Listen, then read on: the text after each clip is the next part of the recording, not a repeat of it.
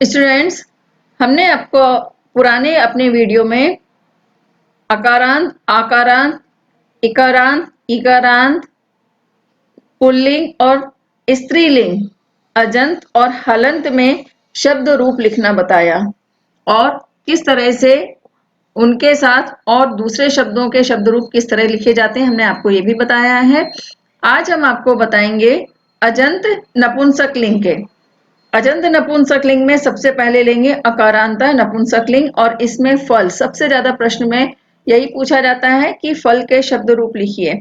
अब स्टूडेंट्स, इसमें इस बात का भी आपको ध्यान रखना है कि यदि आपसे ये पूछा जाता है कि फल के लिए चतुर्थी विभक्ति लिखिए तीनों वचन में, तो आपको पूरी विभक्ति प्रथमा से लेकर संबोधन तक नहीं लिखना है, आपको केवल चतुर्थी लिखना है। अगर षष्ठी पूछा जाता है तो षष्ठी का तीनों वचन में केवल षष्ठी ही लिखेंगे, प्रथमा से संबोधन तक नहीं लिखेंगे।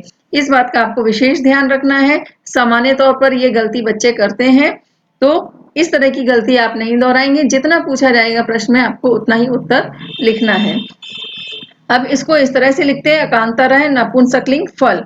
अब इसका 4 कॉलम इसमें भी बनाएंगे, विभक्ति, एकवचनम, द्विवचनम और बहुवचनम। विभक्ति में प्रथमा से लेके संबोधन तक आप पहले लिख लेंगे, फिर उसके बाद प्रथमा लिखेंगे, एकवचनम, द्विवचनम, बहुवचनम में फल के शब्द रूप इस तरह से फलम, फले, फलानी।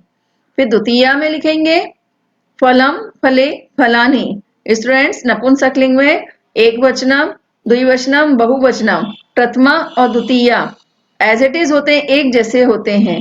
फिर उसके बाद तृतीया लिखेंगे फलेन, फलाभ्याम, फले है। चतुर्थी में लिखेंगे फलाय, फलाभ्याम, फलेभ्यः।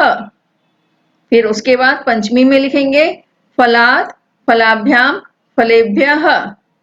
आप इस बात का ध्यान रखेंगे द्विवचनम में तृतीया, चतुर्थी, पंचमी फलाभ्याम एक जैसे होते हैं, तो आपको याद करने में और समझने में बहुत ही आसानी हो जाएगी।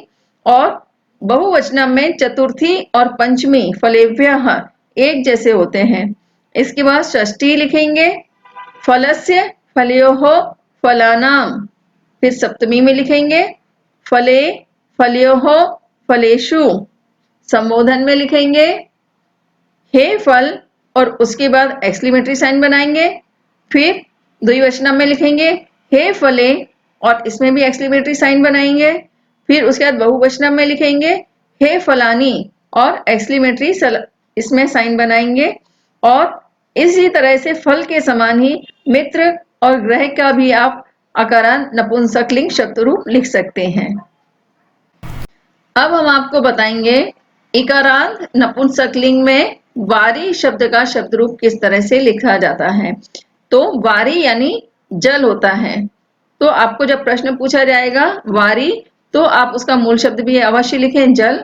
और उसके बाद इसमें भी इकारांत नपुंसकलिंग में 4 कॉलम इसमें बनाएंगे, विभक्ति ही, एकवचनम, द्विवचनम और बहुवचनम।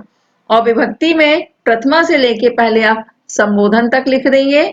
फिर उसके बाद एकवचनम, द्विवचनम, बहुवचनम में प्रथमा विभक्ति वारी की इस तरह से लिखेंगे वारी, वारिणी, वारिणी।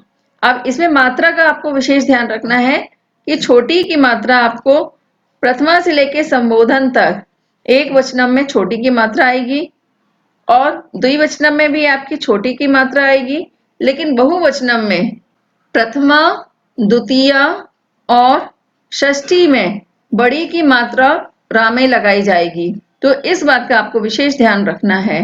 तो प्रथमा में लिखेंगे एकवचनम, द्विवचनम, बहुवचनम में वारी, वारिणी, वारिणी।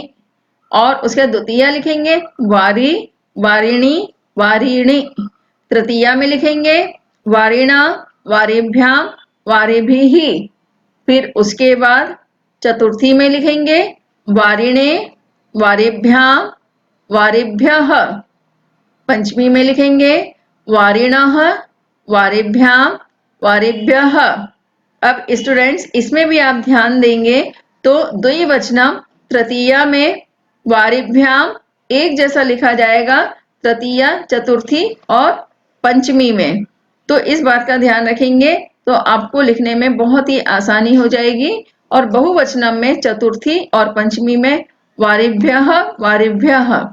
इस तरह से आप लिखेंगे।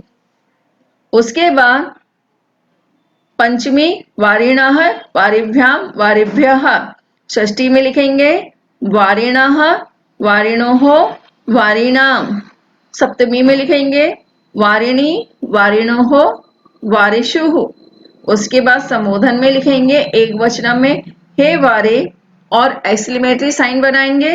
द्विवचन में लिखेंगे हे वारिणी और इसमें भी एक्सक्लेमेटरी साइन लगाएंगे। फिर उसके बाद बहुवचन में लिखेंगे हे वारिणी और उसके बाद एक्सक्लेमेटरी साइन लगाएंगे।